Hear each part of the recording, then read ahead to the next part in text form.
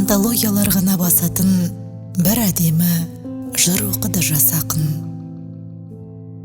Меніңше, автор қасіретті жүрегінде кілкіген шатастырып алып тәттен күлкімен, өйткені жұрт сықақ екен деп сәтті әлгі өлеңге мәз боп күліп оқсатты.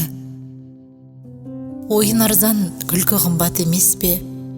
Ол өлеңнің сөз ұйқасы жоқ есте, ал мазмұны мынадай. Зоология мұғаліміне бір шәкірті ұнамай, берді соған сұрақтың ең қыңырын. Айтшы депті. Тышқандардың ғұмырын тышқан осы қанша жасап өледі? Оқушының тілі сөзге ебеді, орнынан сәл көтеріле түсіп паң. Мұны сұрау керек, депті. Мысықтан. Сол жыр менің салқын қанымды сытты. Сол жыр әлі жүрегімді қысып тұр.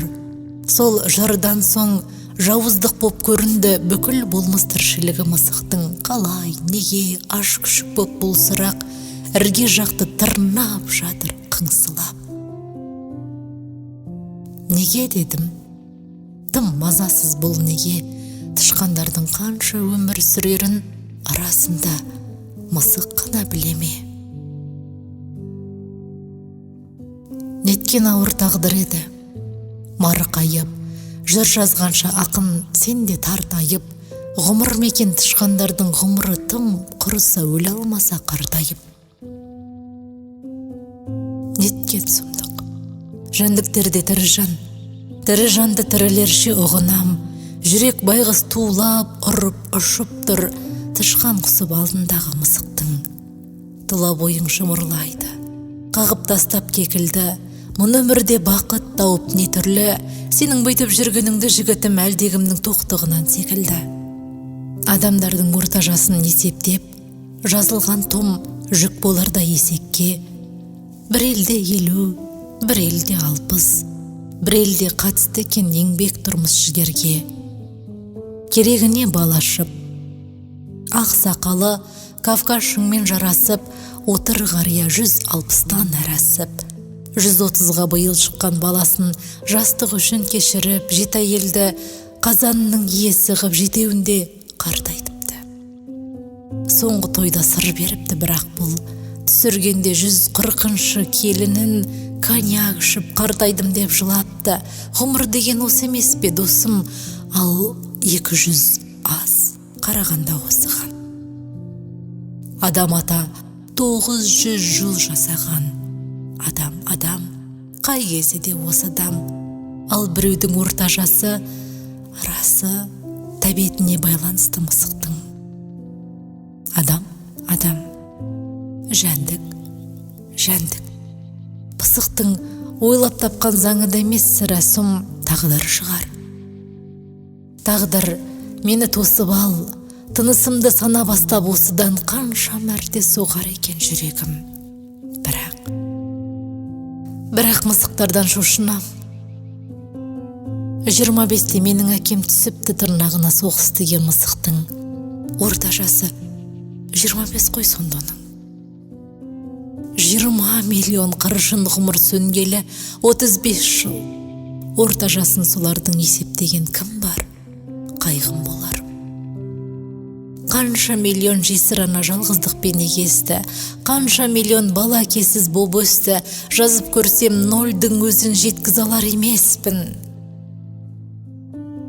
Жүрек байғыз тула ұрып, ұшып тұр, тышқан құсап алдындағы мысықтың. Кім біледі, болар бәлкім сезім құр, тағдырынан тышқан қалай төзіп жүр. Бір жай менің бауырымды езіп жүр.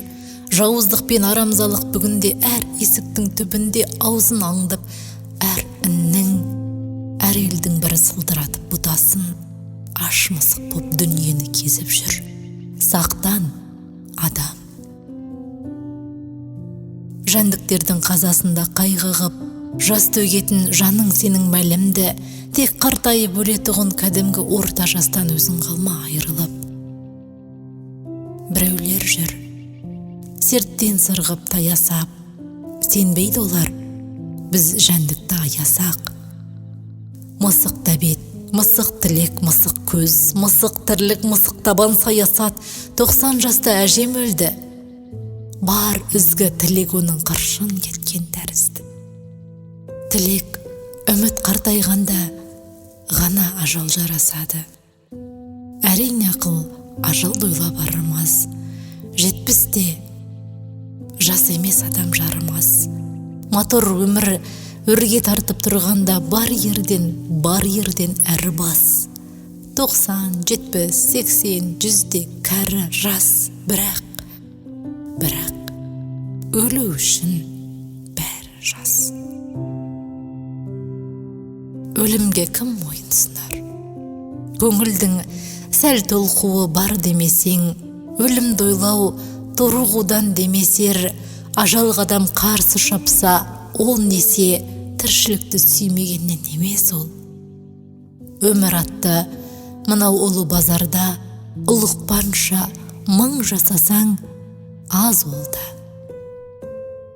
Ажалдағы ұсақтайды азарда, инфаркт пен аппендицит қазанба. Мен өлімге қарсы адаммын тегінде, әсіресе жастай келген өлімге, ажалдардан бұрын келген ажалға.